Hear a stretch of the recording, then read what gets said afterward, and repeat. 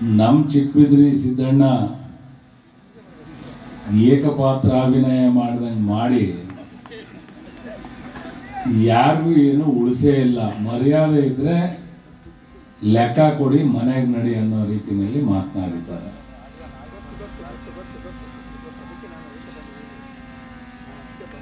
ಇನ್ನು ಸ್ವಾಮೀಜಿಯವರು ನಾನೇನು ಮಾತನಾಡೋದಿಲ್ಲ, ನಾನು ಹಾಗೆ ಕೂರ್ತೀನಿ ಅಂತ ಹೇಳಿದರು. ನಾನು ಅಂದ್ಕೊಂಡೆ ಮಾತು ಬೆಳ್ಳಿ ಮೌನ ಬಂಗಾರ ಅಂತ ಹೇಳಿ. ಈಗ ಸ್ವಾಮೀಜಿಗಳಿಗೆ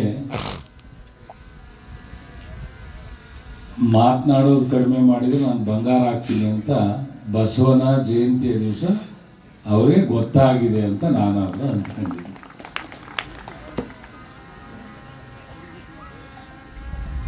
ಎಲ್ರಿಗೂ ಶಿವಶಂಕರ್ ಮಠಕ್ಕೆ ಯಾಕೆ ಬಂದ, 18 ವರ್ಷ ಬರದೇ ಇರೋನು ಯಾಕೆ ಬಂದ ಅಂತ. ಅವನು ಯಾಕೆ ಬಂದ, ಅವನಿಗೇನು ಸಂಬಂಧ? ಈಗ ಚಿಕ್ಕಬಿದ್ರಿ ಸಿದ್ದಣ್ಣ ಹೇಳ್ದಂಗೆ ಆ ಭಾಷೆ ಉಪಯೋಗಿಸಿದ್ರೆ ಆ ಭಾಷೆ ಚಿಕ್ಕಬಿದ್ರಿಗೆ ಸರಿ. ನಾನು ಉಪಯೋಗಿಸೋದಿಲ್ಲ. ನಾನು ಸಮಾಜದಲ್ಲಿ ಹಿರಿಯವನು. ನನಗೆ ರಾಜ್ಯದಾದ್ಯಂತ ದಾಸೋಹಿ ಅಂತೇಳಿ ಗೌರವ ಕೊಡ್ತಾರೆ. ಅದು ನಿಮ್ಮೆಲ್ಲರ ಕಾರಣಕ್ಕೆ, ನಾನೊಬ್ಬನ ಪ್ರಯತ್ನ ಅಲ್ಲ. ಅದು ನಾನಿದ್ದೀನಿ ಅಂತ ಹೇಳಿ ಮಠದಲ್ಲಿ 3.5 ತಾಸಾದರೂ ಕೂಡ ಇಂಥ ದೊಡ್ಡ ಕಾರ್ಯಕ್ರಮದಲ್ಲಿ ಇಷ್ಟು ಜನಸ್ತೋಮ ಇದೆ ಅಂತ ನನಗೆ ಭಾಳ ಹೆಮ್ಮೆ ಆಗ್ತಾ ಇದೆ. ಸ್ವಾಮೀಜಿಗಳು ಹೇಳಿದ್ರು, ಈ ಮಠದಲ್ಲಿ ಕಾರ್ಯಕ್ರಮನೇ ನಡೆದದ್ದು ನೋಡಲಿಲ್ಲ, ಇಷ್ಟೊತ್ತು ಜನ ಇದ್ದದ್ದು ನಾನು ನೋಡಲಿಲ್ಲ, ಇದು ವಿಶೇಷ ದಿನ ಅಂತ ಹೇಳಿ. ಶಿವಶಂಕರ್ ಎಲ್ಲಿರ್ತಾನೋ ಅಲ್ಲಿ ವಿಶೇಷ ಇದ್ದೇ ಇರುತ್ತೆ ಅನ್ನೋದನ್ನು ನೀವೆಲ್ಲರೂ ಅರ್ಥ ಮಾಡ್ತೀವಿ. ಮಠಕ್ಕೆ ಯಾಕೆ ಬಂದ? ನಾನು ಈ ಸಮಾಜದಲ್ಲೇ ಹುಟ್ಟಿರ್ತಕ್ಕಂಥದ್ದು. ಇದು ಈ ಸಮಾಜ ಯಾರ ಆಸ್ತಿ ಅಲ್ಲ, ಈ ಮಠ ಯಾರ ಆಸ್ತಿ ಅಲ್ಲ.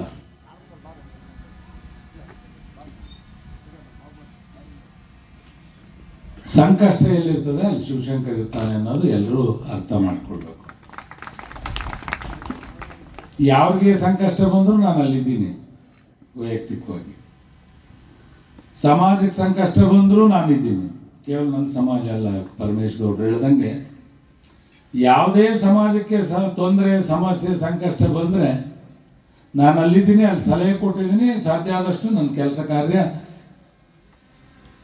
ಕಾಣಂಗೂ ಮಾಡಿದ್ದೀನಿ, ಕಾಣದಂಗೂ ಮಾಡಿದ್ದೀನಿ. ಅದು ಶಿವಶಂಕರ್ ಜಾಯಮಾನ. ಭಗವಂತನ ಕರೆ ಬಂದರೆ ನಾವು ಹೆಂಗೆ ಶಿವನ ಪಾದ ಸೇರ್ತೀವೋ, ಸಮಾಜದ ಕರೆ ಬಂತು, ನಾನು ಬಂದಿದ್ದೀನಿ ಅಷ್ಟೇ. ಸಮಾಜದ ಕರೆ ಬರದೇ ಇದ್ರೆ ಖಂಡಿತವಾಗಿ ನಾನು ಬರ್ತಿರ್ಲಿಲ್ಲ. ನೀವು ತಿನ್ಕೊಂಡು ಸಾಯಿರಿ ಅಂತ ಬಿಟ್ಟಿರ್ತಿದ್ದೆ. ಸಮಾಜದ ದುಡ್ಡು ತಿಂದವ್ರು ಯಾರೂ ದೊಡ್ಡವರಾಗಿಲ್ಲ ಅಂತ ಎಲ್ಲರೂ ಹೇಳಿದ್ರು, ಅದು ಸತ್ಯವೇ. ಸಮಾಜದ ಕರೆ ಬಂದಾಗ ನಾನು ಬಂದಿದ್ದೀನಿ. ಏನು ನನ್ನ ಕಾರ್ಯ ಮಾಡಬೇಕು ನಾನು ಮಾಡ್ತಾ ಇದ್ದೀನಿ. ನನಗೇನು ಯಾರ ಮೇಲೂ ದ್ವೇಷ ಇಲ್ಲ. ಭಗವಂತ ಕರೆ ಕೊಟ್ಟಾಗ ನಾವೆಂಗೆ ಹೋಗ್ತೀವೋ, ಸಮಾಜ ಕರೆ ಬಂದಾಗ ನಾನು ಬಂದಿದ್ದೀನಿ. ನೀವು ಪ್ರಾಮಾಣಿಕವಾಗಿದ್ದರೆ, ಸಮಾಜಕ್ಕೆ ತಲೆಬಾಗಿ ಸತ್ಯ ಇದ್ರೆ ಸತ್ಯ ಅಂತ ಒಪ್ಕೊಳ್ಳಿ, ತಪ್ಪಿದ್ರೆ ತಪ್ಪು ಅಂತ ಒಪ್ಕೊಳ್ಳಿ. ನಿಮ್ಮ ಕಾರ್ಯ ಮುಗೀತು ಅಂತೇಳಿ ಬಿಟ್ಟು ನಡೀರಿ, ಅವಾಗ ನಿಮಗೆ ಗೌರವ ಇರ್ತದೆ. ಹಾಗಾಗಿ ನಾವು 18 ವರ್ಷ ನಾವು ಬಂದಿರಲಿಲ್ಲ ಈ ಕಡೆ. ಯಾಕಂದರೆ ಈ ಪೀಠ, ಈ ಸಮಾಜ ಒಂದು ರೀತಿ ಅವರ ಅಪ್ಪನ ಆಸ್ತಿ ಥರ ಆಗೋಗಿತ್ತು. ಹೌದು, ಹರಿಹರದಲ್ಲಿ 2008ರಲ್ಲಿ ವಿಜೃಂಭಣೆಯಿಂದ ಸ್ಥಿರಪೀಠ ಮತ್ತು ಚರಪೀಠಾಧಿಪತಿಗಳನ್ನ ಅಮರಾವತಿ ಕಾಲನಿ ಹತ್ರ ನಾವು ಸುಮಾರು ಲಕ್ಷೋಪಲಕ್ಷ ಜನ ಸೇರಿ ಪೀಠ ಸ್ಥಾಪನೆ ಮಾಡಿದ್ವಿ. ಪೀಠ ಸ್ಥಾಪನೆ ಮಾಡೋದಕ್ಕಿಂತ ಮುಂಚೆ ನನ್ನ ತಂದೆ ಹತ್ರ ಬಂದಿದ್ರು. ಹೆಂಗ್ ಮಾಡೋದು, ಏನು ಮಾಡೋದು, ನೀವು ಮನಸ್ಸು ಮಾಡಿದರೆ ಏನಾದರೂ ಒಂದಿಷ್ಟು ಕೆಲಸ ಆಗುತ್ತೆ ಅಂತೇಳಿ. ನನ್ನ ತಂದೆಯವರು ಆ ಸಂದರ್ಭದಲ್ಲಿ ನನ್ನ ತಮ್ಮ ಆ ಬೈಪಾಸ್ಗೆ ಒಂದು 5 ಎಕರೆ 25 ಲಕ್ಷ ಕೊಟ್ಟು ಖರೀದಿ ಮಾಡಿದ್ದ, ಅಡ್ವಾನ್ಸ್ ಕೊಟ್ಟು ಖರೀದಿ ಮಾಡಿದ್ದ. ಅದು ಆಸ್ತಿ ಅವತ್ತು 50 ಲಕ್ಷ ರೂಪಾಯಿ ಎಕರೆ ಇತ್ತು. ಇಲ್ಲ ನಮ್ಮದೇ ಕೊಟ್ಬಿಡ್ತೀವಿ ತಗೊಳ್ರಿ, ಆದರೆ ಅದೇನು ನನ್ನ ಮಗ ಎಲ್ಲೇ ತಂದು ಕೊಟ್ಟದ್ದ ಅದನ್ನ ಕೊಟ್ಬಿಡ್ರಿ. ಸುಮಾರು ಅವತ್ತಿನ ಕಾಲಕ್ಕೆ ಒಂದು 3 ಕೋಟಿ ರೂಪಾಯಿ ಆಸ್ತಿ ಅದು, ತಗೊಂಡು ನೀವು ಪೀಠ ಪ್ರಾರಂಭ ಮಾಡಿರಿ ಅಂತ ಹೇಳಿದರು. ಯಾಕೆ ಅದು ಕೊಟ್ಟಂಗಾಗಲಿಲ್ವ ಸಮಾಜಕ್ಕೆ? ಓಹೋ, ನಾವು ಖರೀದಿ ಮಾಡಿಬಿಟ್ಟಿದ್ದೀವಿ, ಖರೀದಿ ಮಾಡಿದ್ದೀವಿ. ಯಾರ್ಯಾರು ಭಾಷಣ ಮಾಡ್ತಿರಲ್ಲ, ನೀವು ಎಷ್ಟೆಷ್ಟು ಕೊಟ್ಟಿದ್ದೀರಿ, ಏನೇನು ಕೊಟ್ಟಿದ್ದೀರಿ, ನಿಮ್ಮ ಅಪ್ಪನ ಹಿನ್ನೆಲೆ ಏನಿತ್ತು, ನಿಮ್ಮ ಕುಟುಂಬದ ಹಿನ್ನೆಲೆ ಏನಿತ್ತು ಅನ್ನೋದನ್ನ ಸ್ವಲ್ಪ ಹೇಳ್ರಪ್ಪ ನೋಡೋಣ. ನಾನು ಆಮೇಲೆ ಬರ್ತೀನಿ. ಅವತ್ತು ಎಲ್ಲ ಪೂಜಾ ಕೈಂಕರ್ಯಗಳನ್ನು ನೆರವೇರಿಸಿದ್ದು ಅದೇ ಜಾಗದಲ್ಲೇ. ಶಿವಪ್ಪನವ್ರು ಕೊಟ್ಟಿಲ್ಲ ಅಂದಮೇಲೆ ಅದನ್ನ ಅಲ್ಲಿ ಯಾಕೆ ಮಾಡಕ್ಕೆ ಹೋಗಿದ್ದೆ ನೀವು? ಇನ್ನೊಂದೆಲ್ಲರೂ ಮಾಡಬೇಕಾಗಿತ್ತು. ಅದೆಲ್ಲ ಹುಬ್ಳಿಗೆ ಹೋಗ್ತಿತ್ತು ಪೀಠ. ಅವತ್ತು ನಮ್ಮ ತಂದೆಯವರು ಎಲ್ಲರ ಮಾತಿಗೆ ಕಟ್ಟಿಬಿದ್ದು ಕೊಟ್ಟರು. ಕೊಟ್ಟದಕ್ಕೆ ಗೌರವ ಏನು ಕೊಟ್ರೆ? ಅಲ್ರಿ, ಮಾಜಿ ಮಂತ್ರಿ ರಾಜ್ಯದಲ್ಲಿ ಶಿವಪ್ಪನವ್ರು ಅಂದರೆ ಅದಕ್ಕೊಂದು ಹೋರಾಟಕ್ಕೆ ಅರ್ಥ ಕೊಟ್ಟಂಥವ್ರು. ನಾನು ಅವಾಗ MLC. ಪೀಠ ಸ್ಥಾಪನೆ ಆದಮೇಲೆ ನೀವು ಟ್ರಸ್ಟ್ ಮಾಡ್ಕೊಂಡ್ರಲ್ಲ, ಟ್ರಸ್ಟ್ ಮಾಡ್ಕೊಂಡಾಗ ಯಾರನ್ನಪ್ಪ ಮಾಡ್ಕೊಂಡ್ರಿ ನೀವು? ಹೇಳಿದ್ರಲ್ಲ, ಯಾರು ಅಳಿಯ ಮಾವ ತಮ್ಮ ಅಕ್ಕ, ಏನು ನಿಮ್ಮ ಅಪ್ಪನ ಮನೆ ಆಸ್ತಿ ಅದು ಟ್ರಸ್ಟ್ ಮಾಡ್ಕೊಂಡಕ್ಕೆ. ರಾಜ್ಯದಾಗ ಯಾರು ದೊಡ್ಡವ್ರು ಇರಲಿಲ್ವ? ದೊಡ್ಡವ್ರು ಯಾರು ಕಾಣಲಿಲ್ವ ಸಮಾಜಕ್ಕೆ? ಕೆಲಸ ಮಾಡಿದಂಥವ್ರು, ದಾನಿಗಳು, ದೊಡ್ಡವರು. ನಮ್ಮ ಮನೆಗೆ ಕೆಲಸ ಹುಡ್ಕೊಂಡು ಬಂದವನು ಟ್ರಸ್ಟಿ ಮಾಡ್ಕೊಂಡ್ರು. ರಸ್ತೆಗೆ ಸಿಮೆಂಟ್ ಬಿಡೋನ್ನ ಟ್ರಸ್ಟಿ ಮಾಡ್ಕೊಂಡ್ರು. ನಾವೇ ಬಿಡಿಸ್ತಿದ್ವಿ ಅವನ್ನ. ಇನ್ನೂ ಅನೇಕರು ಕೆಲವರು ಇದ್ದಾರೆ, ನಾನೇನು ಹೆಚ್ಚು ಹೇಳಕ್ ಹೋಗೋದಿಲ್ಲ, ಇಷ್ಟು ಮೇಲೆ ನಿಮ್ಗೆ ಗೊತ್ತಾಗುತ್ತೆ. 18 ವರ್ಷ ಇದು ಸವಾಸ ಬೇಡ ಅಂತೇಳಿ ನಾವು ಈ ರಸ್ತೆ ಹೋದ್ರೆ ಈ ಕಡೆ ತಿರುಗಿ ನೋಡ್ತಿರ್ಲಿಲ್ಲ. ನಮ್ಮ ಜನನು ಹಂಗೆ, ತಂದೆಯವರ ಅಭಿಮಾನಿಗಳು, ಸಮಾಜ ಜನರು. ಶಿವಪ್ಪನವ್ರ ಕಾಲಿಟ್ಟಿಲ್ಲ, ಶಿವಶಂಕರ್ ಕಾಲಿಟ್ಟಿಲ್ಲ, ಅಲ್ಲಿ ನಮ್ಮ ಕೆಲಸ ಏನೂ ಇಲ್ಲ ಅಂತೇಳಿ ಒಬ್ಬನು ಈ ಕಡೆ ಬರಲಿಲ್ಲ. ಒಬ್ಬನು ಯಾವನು ಬಂದಿಲ್ಲ, ಸಾರಿ ಯಾರೂ ಬಂದಿಲ್ಲ. ಮತ್ತು ಯಾವನೋ ಒಂದು ಅಂತ ಮಾತು. ಅದಕ್ಕೆ ನನ್ನ ಪರಮೇಶ್ ಗೌಡ್ರು ಹೇಳಿದ್ರು, ಸ್ವಲ್ಪ ಇದ್ರೆ ಮಾತಾಡ್ಬಿಡ್ತಾನೆ ಅಂತ. ಅದು ರಕ್ತದಲ್ಲೇ ಬಂದಿದೆ, ಏನು ಮಾಡೋದು? ರಕ್ತ ಬದಲಾವಣೆ ಮಾಡೋಕ್ಕಾಗಲ್ಲ. ಹಾಗಾಗಿ ಲೆಕ್ಕ ಕೊಡೋ ಚಳುವಳಿ ಪ್ರಾರಂಭ ಮಾಡಿದ್ರು. ಯಾಕೆ ಪ್ರಾರಂಭ ಆಯ್ತದು? ಆ ಬಾವಿ ಬೆಟ್ಟ ಸತ್ಯ ಹೇಳಿದ್ದಕ್ಕೆ ಪ್ರಾರಂಭ ಆಗಿದ್ದದು. ಬಾವಿ ಬೆಟ್ಟ ಸತ್ಯ ಹೇಳಿದ್ದಕ್ಕೆ ಪ್ರಾರಂಭ ಆಗಿದ್ದು. ಇಲ್ಲ ಇದ್ರೆ ಇನ್ನೂ ಹಂಗೆ ನಡೀತಾ ಇತ್ತು. ಚಿಕ್ಕಬಿದ್ರಿ ಸಿದ್ದಣ್ಣ, ವೀರಾಪುರು, ಡಾಕ್ಟ್ರು, ಸೋಮನಗೌಡರು, ಸಿದ್ದನಗೌಡರು, ಅಜಯ್ ಎಂತನು, ನಮ್ಮ ಅರುಣ್ ಕುಮಾರು, ಬೇವಿನ ಮರದು, ಇನ್ನೂ ಅನೇಕರು ಸಿಡಿದು ಎದ್ದಿದ್ದಕ್ಕೆ ಇದು ಪ್ರಾರಂಭ ಆಗಿದ್ದು ಅಷ್ಟೇ. ಇಲ್ಲದೆ ಇದ್ದರೆ ಇನ್ನೂ ಮುಕ್ತನೇ ಇದ್ರು. ನಮ್ಮ ಪ್ರಕಾಶ್ ಪಾಟೀಲು ನಮ್ಮನ್ನು ಮಾತಾಡ್ಸೋದೇ ಬಿಟ್ಟಿದ್ರು.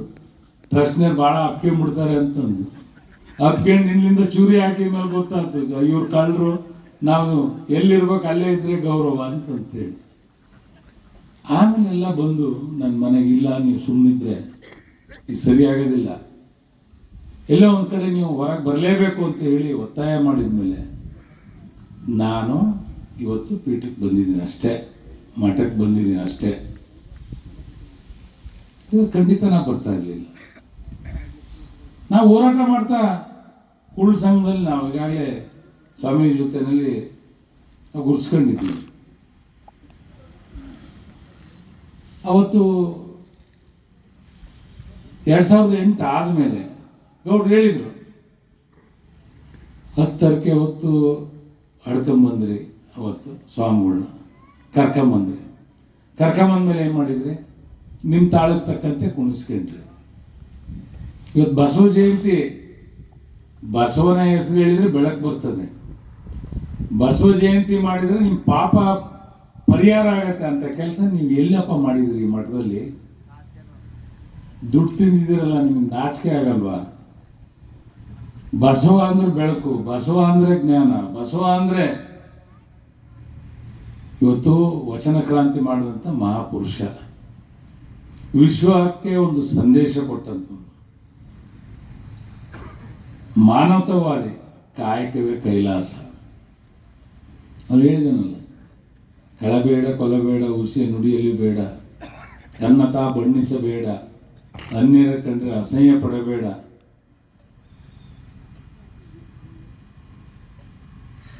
ಅಂತರಂಗ ಶುದ್ಧಿ ಬಹಿರಂಗ ಶುದ್ಧಿ ಅಂತ ಹೇಳಿದ್ನಲ್ಲ, ಅದನ್ನ ನೀವು ಪಾಲಿಸಿದ್ದೀರಾ? ನೀವು ಹೇಳಿದಿರಿ ನಿನ್ನೆ ಪ್ರೆಸ್ ಮೀಟ್ನಲ್ಲಿ, 8 ವರ್ಷದಿಂದ ನಾವು ಬಸವ ಜಯಂತಿ ಮಾಡಿಲ್ಲ ಅಂತಂತೇಳಿ. ಬಸವಣ್ಣನ ಲೋಕನೇ ಮೆಚ್ಚಿದೆ. ವೀರಶೈವ ಲಿಂಗಾಯತರು ಅಂತೀರಿ, ನಿಮಗೆ ಮನುಷ್ಯತ್ವ ಇದೆಯಾ? ಬಸವ ಜಯಂತಿ ಮಾಡಲ್ಲ ಅಂತ ಹೇಳ್ತಿರಲ್ಲ. ನಿಮ್ಮನ್ನ ಈ ಭೂಮಿ ಮೇಲೆ ಹುಟ್ಟಿದ್ದು ಸಾರ್ಥಕ ಆಗಲಿಲ್ಲ ನೀವು ಹೇಳಿದ ಮೇಲೆ.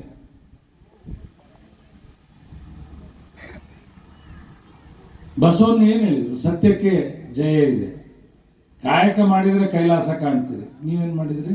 ಲೂಟಿ ಹೊಡೆಯೋದೇ ಒಂದು ಕಾಯಕ ಮಾಡ್ಕೊಂಡ್ರಿ. ಬೆವ್ರ ಹನಿ ಮೇಲೆ ಬಂದಂಥ ದುಡ್ಡು, ಕಷ್ಟದಿಂದ ಕೊಟ್ಟಂಥ ದುಡ್ಡು. ಭಕ್ತರು ಸಮಾಜ ಉದ್ಧಾರ ಆಗಲಿ, ಸಮಾಜ ಕಟ್ಟಲಿ, ತುಳಿತಕ್ಕೊಳಗಾಗಿರ್ತಕ್ಕಂಥ ಸಮಾಜದಲ್ಲಿರ್ತಕ್ಕಂಥವ್ರನ್ನ ಮೇಲೆತ್ತ ಕೆಲಸ ಮಾಡ್ತಾರೆ. ನೀನು ಬಹುಶಃ ಈ ಊರಿಗೆ ದೊಡ್ಡ ಮನುಷ್ಯ ಅಂತ ಹೇಳಿ ನಿನ್ಗೆ ಜವಾಬ್ದಾರಿ ಕೊಟ್ಟು ಮಾಡಿದ್ರಲ್ಲ, ಏನ್ ಮಾಡಿದ್ರಿ ನೀವು? ಅದೇನೋ ದಿಂಡೂರು ಹೇಳ್ತಿದ್ನಲ್ಲ, ಗಳಿಗೆ ವಿಚಾರನ, ಗಳಿಗೆ ವಿಚಾರ ನಾನು ಯಾವತ್ತೂ ನೆನ್ಸ್ಕೊಂತಿರ್ತೀನಿ ಅದನ್ನ.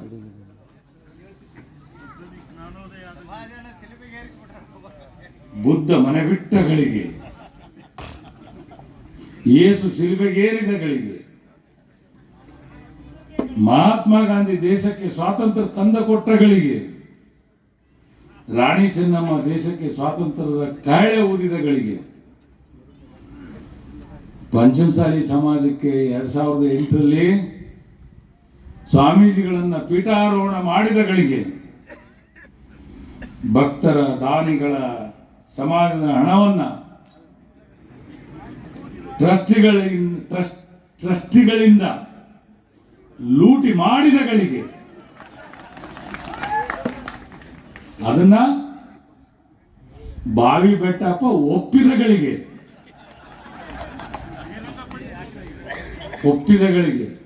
ಅದಕ್ಕಿಂತ ಗಳಿಗೆಗಳಿಗೆ ನೀನಪ್ಪ ಬೇಕು ಈ ಸಮಾಜದ ಜನರಿಗೆ?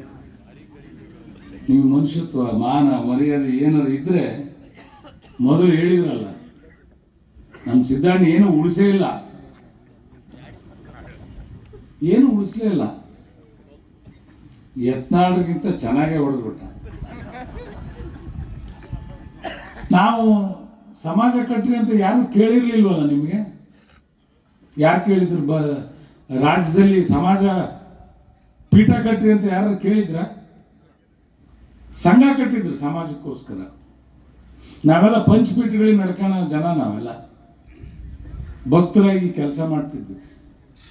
ಉಮಾಪತಿಯವರು ನಿಮ್ಮ ಸ್ವಾರ್ಥಕ್ಕೆ ಅವತ್ತೇ 1994ರಲ್ಲಿ 12 ಮೇಷ್ಟ್ರು ಸಂಘ ಕಟ್ಟಿದ್ರು, ಸಮಾಜಕ್ಕೆ ಒಳ್ಳೆಯದಾಗಿ ಸಂಘದಿಂದ ಕಟ್ಟಿ. ಪೀಠ ಕಟ್ಟ್ರಿ ಅಂತ ಅವ್ರೇನು ಹೇಳಿರ್ಲಿಲ್ವಲ್ಲ?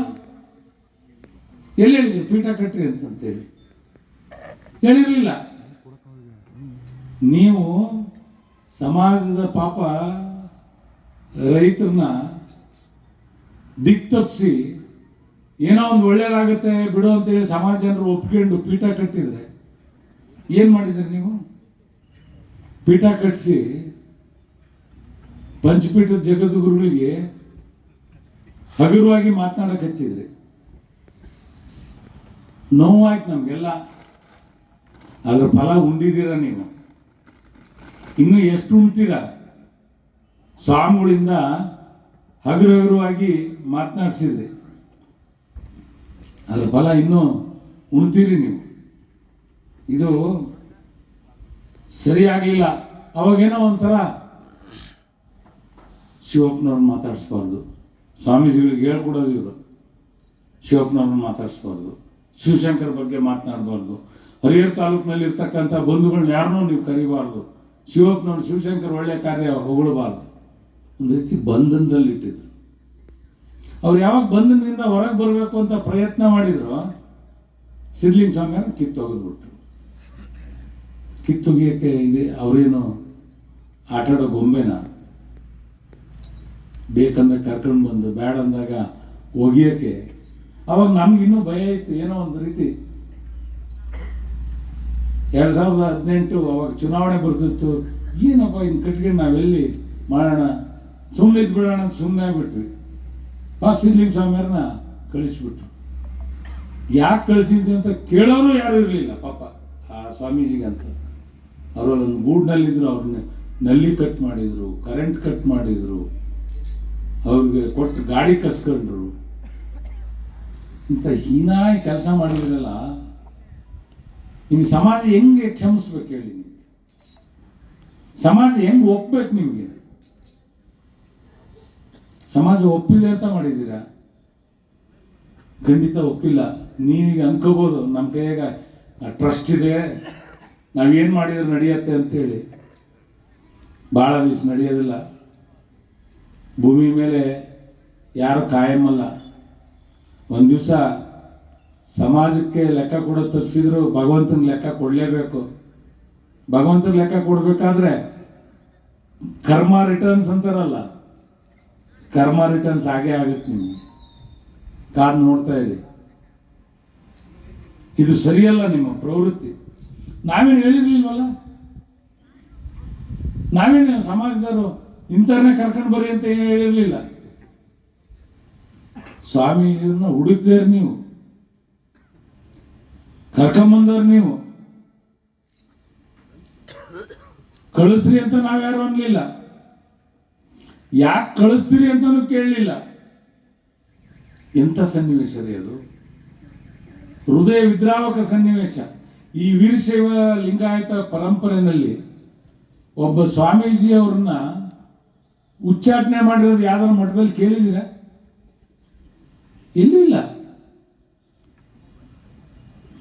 ನಾಲ್ಕು ಗೋಡೆ ಮಧ್ಯೆ ಕೂತು ವ್ಯತ್ಯಾಸಗಳನ್ನ ಸರಿ ಮಾಡ್ಕೊಂಡು ಸಮಾಜ ಕಟ್ಟೋದು ಬಿಟ್ಟು ನೀವು ಸ್ವಾಮೀಜಿನ ಉಚ್ಚಾಟನೆ ಮಾಡಿ ಪಕ್ಷದಲ್ಲಿ, ಈ ಕಾಂಗ್ರೆಸ್ ಪಕ್ಷ, JDS ಪಕ್ಷ, BJP ಪಕ್ಷದಾಗ ಈಗ ಚುನಾವಣೆ ಕಳೆದ ಮೇಲೆ ಉಚ್ಚಾಟನೆ ಪರ್ವ ನಡೀತಾ ಇದೆಯಲ್ಲ, ಹಂಗೆ ಸ್ವಾಮೀಜಿಗಳನ್ನ ಉಚ್ಚಾಟನೆ ಮಾಡ್ತಿರಲ್ಲ. ನಿಮ್ಮ ಮನಸ್ಸಿಗೆ, ಆತ್ಮಸಾಕ್ಷಿಗೆ ಒಪ್ಪುತ್ತಾ ನೀವು ಮಾಡಿರೋ ಕೆಲಸ? ನೀವು ಮಾಡಿರೋ ಕೆಲಸ ಸಣ್ಣ ಮಕ್ಕಳು ಆಟ ಆಡೋ ಕೆಲಸ ಥರ ಮಾಡಿದ್ದಾರೆ. ನಿಮಗೆ ಧಿಕ್ಕಾರ ಇದೆ. ಸಮಾಜ ಇವತ್ತು ನೋಡ್ರಿ 11 ಗಂಟೆ ಆದರೂ ಧಿಕ್ಕಾರ ಹಾಕಕ್ಕೆ ಹೇಗೆ ಕೂತಿದೆ. ಖಂಡಿತ ನಿಮ್ಮ ಜೊತೆಯಲ್ಲಿ ಈ ರಾಜ್ಯದಲ್ಲಿ ಸಮಾಜ ಎಲ್ಲ ಹುಡುಕಿ ಮನೆ ಮನೆಗೆ ಹೋಗ್ತಾ ಇದ್ದೀರಿ. ನಮಗೆ ಬೆಂಬಲ ಕೊಡ್ರಿ, ನಮಗೆ ಬೆಂಬಲ ಕೊಡ್ರಿ ಅಂತೇಳಿ. ಬರ್ರಿ, ನಮ್ಮ ಪರಮೇಶ್ವರ್ ಗೌಡ್ರು ಹೇಳಿದಾರಲ್ಲ, 18 ವರ್ಷದ ಲೆಕ್ಕ ಕೊಡ್ರಿ, ನಿಮ್ಮ ನಿಜವಾಗ್ಲೂ ತಂದೆಯವರಿಗೆ ಜನ್ಮಿಸಿದ್ರಿ ಅಂತ ಹೇಳಿದರು. ಇದಕ್ಕಿಂತ ಮಾತು ಇನ್ನೇನು ಬೇಕು? ಇದಕ್ಕಿಂತ ಇನ್ನೇನು ಬೇಕು ಹೇಳ್ರಿ? ಖಂಡಿತ ನೀವು ಸಮಾಜದ ಹಿತವನ್ನು ಬಯಸಿದವರಲ್ಲ. ಹಿರಿಯ ಸ್ವಾಮೀಜಿಗಳಿಗೆ ಏನು ಮಾಡಿದ್ರಿ ನೀವು? ಹಿರಿಯ ಸ್ವಾಮೀಜಿಗಳು ಗೌಡ್ರು ಹೇಳ್ದಂಗೆ ಅವತ್ತೇ ಲೆಕ್ಕ ಕೊಡೋ ಚಳುವಳಿ ಅವತ್ತೇ ಪ್ರಾರಂಭ ಮಾಡಿದ್ದಾರೆ. ನೀವು ಮಾಡೋ ಕೆಲಸಕ್ಕೆ ಅವತ್ತು ಪ್ರಾರಂಭ ಮಾಡಿದ್ರು. ಖುದ್ದು ಇವತ್ತು ಹೊರಗೆ ಬಂದಿದೆ ಅಷ್ಟೇ. ಜನ ಕ್ರಾಂತಿಕಾರಕ ಹೆಜ್ಜೆ ಇಡ್ತಾ ಇದ್ದಾರೆ. ಎಲ್ಲಿದೆಯಪ್ಪ ಇವತ್ತಿನವರೆಗೂ ಸಮಾಜಕ್ಕೆ ತೋರಿಸಿದ್ದೀರಿ ನೀವು? ಬೆಳ್ಳಿ ಎಷ್ಟಿದೆ ಅರುಣ್ ನೋಡಿದ್ದೀನಪ್ಪ, ಬಂಗಾರ ಎಷ್ಟಿದೆ, ಹಣ ಎಷ್ಟಿದೆ, ಹಣದ ಅಕೌಂಟ್ಗಳು ಎಲ್ಲೆಲ್ಲಿದ್ದಾವೆ, ಯಾರ್ಯಾರು ಎಷ್ಟೆಷ್ಟು ಡ್ರಾ ಮಾಡಿದ್ದೀರಿ, ಯಾವ್ಯಾವ್ದಕ್ಕೆ ಬಳಸಿದ್ದೀರಿ, ಇದುವರೆಗೂ ಲೆಕ್ಕ ಕೊಟ್ಟಿದ್ದೀರಿ ನೀವು? ಯಾರೋ ಲೆಕ್ಕ ಕೇಳಿದ್ರೆ ಸಾಕು, ನೀವ್ಯಾರು ಲೆಕ್ಕ ಕೊಡಕ್ಕೆ, ನೀವ್ಯಾರು ಲೆಕ್ಕ ಕೇಳಕ್ಕೆ, ನಿಮ್ಗೆ ಯಾರೋ ಹಕ್ಕಿಲ್ಲ ಲೆಕ್ಕ ಕೇಳಕ್ಕೆ. ಉಮಾಪತಿ ಹೇಳ್ತಿದ್ದದ್ದು ಮಾತು, ನಿಮ್ದೇನು ಕೊಡುಗೆ ಮಠಕ್ಕೆ? ಹೌದು, ಕರೆಕ್ಟು. ಅಲ್ಲಿ ಯಾರು ಹೇಳಿದ್ರು ನಿಮ್ದೇನು ಕೊಡುಗೆ ಮಠಕ್ಕೆ? ₹1 ಕೊಟ್ಟವನಿಗೂ ಹೇಳಿದ್ರಲ್ಲ, ₹1 ಕೊಟ್ಟವನಿಗೂ ಗೌರವ, ಕೋಟಿ ಕೊಟ್ಟವನಿಗೂ ಅಷ್ಟೇ ಗೌರವ. ಸಾವಿನ ಮುಂದೆ ಸಾವು ಒಂದೇ ರೀತಿ ಸಮಾನ ಕಾಣೋದು. ಸಾವಿನ ಮುಂದೆ ಎಲ್ಲರೂ ಸಮಾನರೇ. ₹1 ಸಂಪಾದನೆ ಮಾಡಿದನಿಗೂ ಅದೇ ಸಾವು, ಅದೇ ಗುಂಡಿ. ಕೋಟಿ ಸಂಪಾದನೆ ಮಾಡಿದನಿಗೂ ಅದೇ ಸಾವು, ಅದೇ ಗುಂಡಿ. ಸಾವಿರಾರು ಕೋಟಿ ಒಡೆಯರು ಮಣ್ಣಿಗೆ ಹೋದ್ರೆ ಇನ್ನು ದುಡ್ಡು ಹಾಕಿ ಮುಚ್ತಾರ? ವಿಭೂತಿ, ಬಿಲ್ಪತ್ರಿ, ಭಾಳ ಅಂದ್ರೆ ಒಂದು ರುದ್ರಾಕ್ಷಿ ಕಟ್ತಾರೆ, ಅದು ಮತ್ತೆ ಹುಡುದಾರನ್ನು ಬಿಡೋದಿಲ್ಲ. ಹಂಗಿರ್ಬೇಕಾದ್ರೆ ಇದು ನೀನೇ ಕೇಳಕ್ ಸಮಾಜಕ್ಕೆ ಇದೆಯಂತದಪ್ಪ ನಿಮ್ಮ ಪ್ರವೃತ್ತಿ? ಈ ಜನ ಕೇಳ್ತಾ ಇದ್ದಾರೆ ನೋಡು. ಹೇಳಿದಾರಲ್ಲ, ಕೊಡದೇ ಇದ್ರೆ ಕಾಲಿಡಕ್ ಬಿಡೋದಿಲ್ಲ ಅಂತ ಹೇಳಿ. ಇದು ಸಮಾಜದ ಶಕ್ತಿ. ಇವತ್ತು ಗಟ್ಟಿಯಾಗಿ ನಿಂತಿದ್ದಾರೆ. ಅದರಲ್ಲೂ ಹರಿಹರ ಬೆಂಬಲ ಕೊಟ್ಟ ಮೇಲೆ ಸಮಾಜ ಜನರಿಗೆ ಆನೆ ಬೆಂಬಲ ಬಂದಿದೆ. 100 ಆನೆ ಬೆಂಬಲ ಬಂದಿದೆ. ಈಗ ವಿಜಯನಗರದವರು ಕೈ ಜೋಡಿಸಿದ್ದಾರೆ, ಬಳ್ಳಾರಿಯವರು ಕೈ ಜೋಡಿಸಿದ್ದಾರೆ. ಇನ್ಮೇಲೆ ಕಿಚ್ಚು ಹಂಗೆ ರಾಜ್ಯದಾದ್ಯಂತ ಪ್ರಾರಂಭ ಆಗುತ್ತೆ.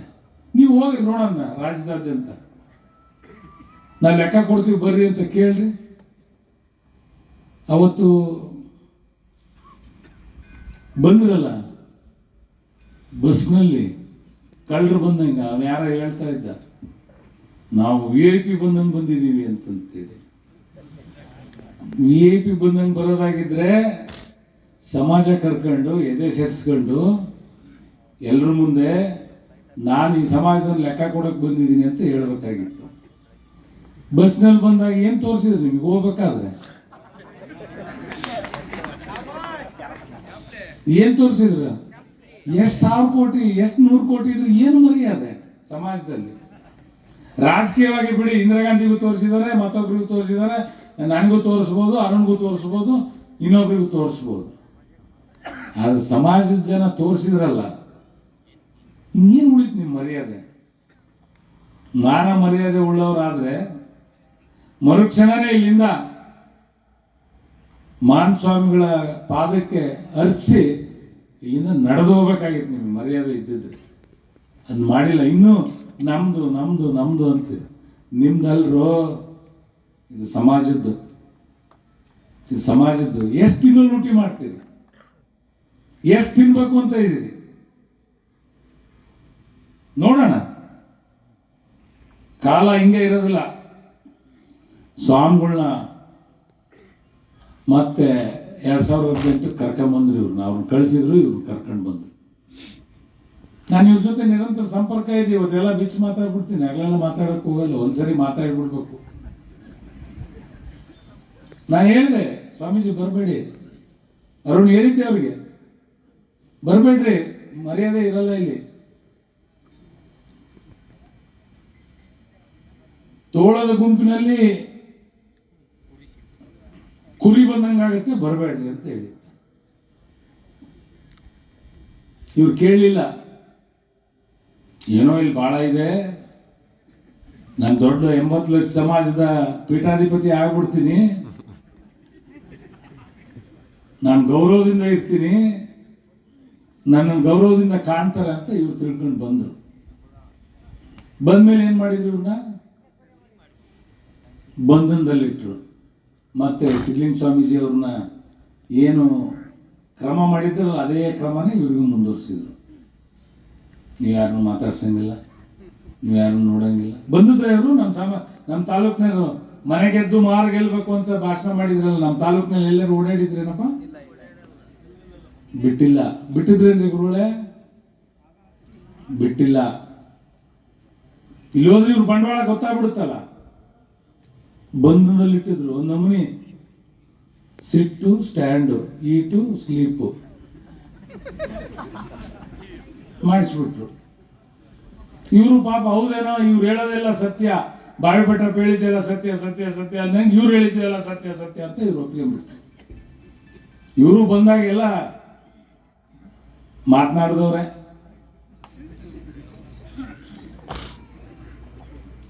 ನನಗೂ ಅಂದವ್ರೆ, ಅವ್ರ ಮಾತು ಕೇಳ್ಕೊಂಡು ಬಂದ ತಕ್ಷಣ ಅಂತ ಬಿಟ್ರು, ಅರುಣ ಸಮಾಜಕ್ಕೆ ಯಾರು ಸಹಕಾರ ಮಾಡೋದಿಲ್ಲ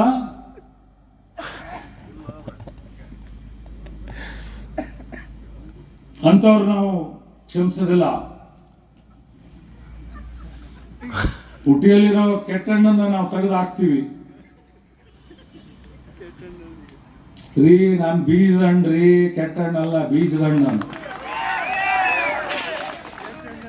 ಏನ್ ರೀತಿ ಪಿಸಮನೆ, ನಾನು ಬೀಜದ ಹಣ್ಣು. ನೀವೇನೋ ತಿಳ್ಕೊಂಡಿದ್ರಿ. ಸುಮ್ಮನಿದಾನ ಶಿವಶಂಕರ್ ಅಂದ್ರೆ ಶಕ್ತಿ ಇಲ್ಲ ಅಂತ ತಿಳ್ಕೊಬೇಡ್ರಿ. ನನ್ನ ಶಕ್ತಿ ಲೋಕಕ್ಕೆ ಗೊತ್ತಿದೆ. ಈ ಜಿಲ್ಲೆಯಲ್ಲಿ ಯಾರು ಕೇಳಿದ್ರು ಶಿವಶಂಕರ್ನ ಮುಟ್ಟೋದು ಕಷ್ಟ ಅಂತ ಹೇಳ್ತಾರೆ.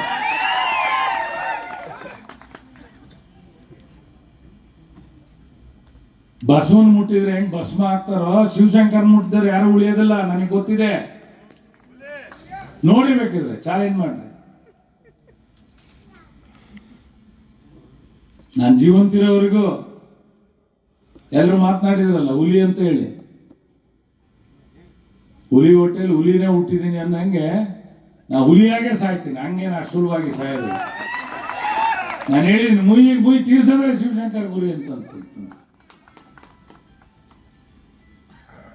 ತೀರಿಸಿದಾಗ ಗೊತ್ತಾಗದು ಏನು ಅಂತ ಹೇಳಿ ನನ್ನ ಬಗ್ಗೆ ಹಗುರವಾಗಿ ಮಾತನಾಡ್ತೀನಿ.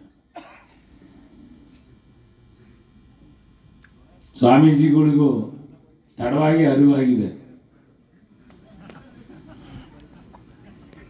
ಅರಿವೇ ಗುರು. ಇವತ್ತು ಬಸವಣ್ಣ ಅರಿವೇ ಗುರು. ಇವತ್ತು ಬಸವ ಅಂದ್ರೆ ಬೆಳಕು, ಬಸವ ಅಂದ್ರೆ ಅರಿವು, ಬಸವ ಅಂದ್ರೆ ಪಶ್ಚಾತ್ತಾಪ. ಇವತ್ತು ನಾವೆಲ್ಲರೂ ಒಂದೇ ವೇದಿಕೆಗೆ ಬಂದಿದ್ದೀವಿ. ಯಾಕೆ ಬಂದಿದ್ದೀವಿ ಹೇಳಿದ್ರು. 8 ವರ್ಷ ಕಾಣದೆ ಇರ್ತಕ್ಕಂಥ ಶಿವಪ್ಪನವ್ರ ಸಮಾಧಿ ಸ್ವಾಮೀಜಿಗಳಿಗೆ ಈಗ ಕಂಡುಬಿಡ್ತು. ಹೌದಪ್ಪ, ಅರಿವಾಗಿದೆ. ಮನುಷ್ಯ ಕೂತವನ್ನ ಎಡೋದಿಲ್ಲ, ನಡೆಯೋನ್ನೇ ಎಡೋದು. ಹೇಳಿಕೆ ಮಾತಿನಿಂದ ಅದ್ಯಾರ ಕೆಟ್ಟರು ಅಂತ ಅಂತಾರಲ್ಲ. ಯಾರಪ್ಪ ಕೆಟ್ಟರು? ಅರುಣ ಧರ್ಮರಾಯ ಕೆಟ್ಟ. ಹಂಗೆ ಸ್ವಾಮೀಜಿಗಳು ಕೆಟ್ಟುಬಿಟ್ಟಿದ್ರು. ಬಂಧನದಲ್ಲಿ ಇಟ್ಟುಬಿಟ್ಟಿದ್ರು ಅವ್ರನ್ನ. ಅರಿವಾಯ್ತು. ನಾನು ಯಾಕೆ ಸುಮ್ಮನಿದ್ದೀನಿ ಅಂತಂದ್ರೆ, ನಾನು ಸ್ವಾಮೀಜಿಗಳಿಗೆ ಸಾಕಷ್ಟು ಅಂದವನೇ. ನಾನು ಯಾವನಿಗೂ ತಡ ನಮ್ಮ ಅಪ್ಪನ ಜೊತೆಗೆ ಜಗಳ ಮಾಡಿರೋನು. ಬಂದಾಗ ನಿಮ್ಮನ್ನು ಬಳಸ್ಕೊಂಡು ಏನೇನು ಮಾಡಿದ್ರು? ಹ್ಯಾಪಿ ಹೋಳಿ ಆಡಿಸಿದ್ರು. ಈಗೇನು ಅವತ್ತು ನಿಮ್ಮನ್ನು ಹೊಗಳಿದ್ರಲ್ಲ, ಇವತ್ತು ಅವರೇ ತಗೊಳ್ತಾ ಇದ್ದಾರೆ. ಪಕ್ಕದಾಗ ಉಮಾಪತಿ ನಿಂತಿರೋ ಫೋಟೋ ಇದೆ. ಅವತ್ತಿನ ದಿವಸ ನಾನು ವಿರೋಧ ಮಾಡಿದ್ದೀನಿ ನಿಮಗೆ. ಓಕಳಿ ಹಬ್ಬ ಆಡ್ತಕ್ಕಂಥವ್ರು ಹರಿಷಡ್ ವರ್ಗಗಳನ್ನು ತ್ಯಜಿಸಿದಂಥವ್ರು ಅಂತ ನಾನು ಹೇಳಿದ್ದು ನಿಜ. ಅದಾದ್ಮೇಲೆ ಅರಿವಾಗಿ ಅವತ್ತಿಂದ ಇವತ್ತಿನವರೆಗೂ ನೀವು ದೂರ ಇಟ್ಟಿದ್ದೀರಿ. ಅದು ನಿಮ್ಮ ಪರಿವರ್ತನೆ. ನೀವು ಅನೇಕ ವಿಚಾರಗಳ ಬಗ್ಗೆನೂ ಕೂಡ ಅವ್ರ ಮಾತು ಕೇಳ್ಕೊಂಡು ಅನೇಕ ರಾಜಕಾರಣಿಗಳಿಗೂ ಅಂದಿದ್ದೀರಿ. ಆದರೆ ಪರಿವರ್ತನೆ ಆಗಿದ್ದೀರಿ. ಪರಿವರ್ತನೆ ಇದೆಯಲ್ಲ, ಪಶ್ಚಾತ್ತಾಪ ಇದೆಯಲ್ಲ, ಆ ಪರಿವರ್ತನೆ ಪಶ್ಚಾತ್ತಾಪದಿಂದ ಶಿವಪ್ಪನವ್ರ ಸಮಾಧಿ ಬಂದು ಹಣಿ ಹೊಟ್ಟಿದ್ರಲ್ಲ, ಅವತ್ತೆಲ್ಲದೂ ಮನ್ನಿಸ್ಬಿಟ್ಟೆ ನಾನು. ಆಮೇಲೆ ನಿಮ್ಮ ಬೆಂಬಲಕ್ಕೆ ನಿಂತಿದ್ದೀನಿ. ಯಾರೇನು ಬಂದು ಮಾಡ್ತಾರೆ ನಾವೀಗ ನೋಡ್ತೀವಿ. ಜನ ಎಲ್ಲ ಯಾರೇನು ಮಾಡೋಕ್ಕಾಗೋದಿಲ್ಲ. ಶಿವಶಂಕರ್ ನಿಮ್ಮ ಜೊತೆಗಿದ್ದಾರೆ ಅಂತ ಹೇಳಿದರೆ, ಅನೇಕ ಗುರುಗಳು ಹೇಳಿದ್ದಾರೆ ಶಿವಶಂಕರ್ ನಿಮ್ಮ ಜೊತೆಗಿದ್ದಾರೆ ಅಂತ ಹೇಳಿದರೆ ನೀವು ಯಾವುದಕ್ಕೂ ಹಂಚಬೇಕಾಗಿಲ್ಲ, ಅಳಕ್ಬೇಕಾಗಿಲ್ಲ. ನಾನು ಯಾವನ ಬಂದಲ್ಲಿ ಈಗ ಬಾಡಿಗಾರ್ಡ್ ಇಟ್ಕೊಂಡು ಕಿಚಡಿ ಪಚಡಿ ಹಾಕೋಕಾನೆ ಬಂದು ಕಿಚಡಿ ಪಚಡಿ ಹಾಕೋಕಾನೆ.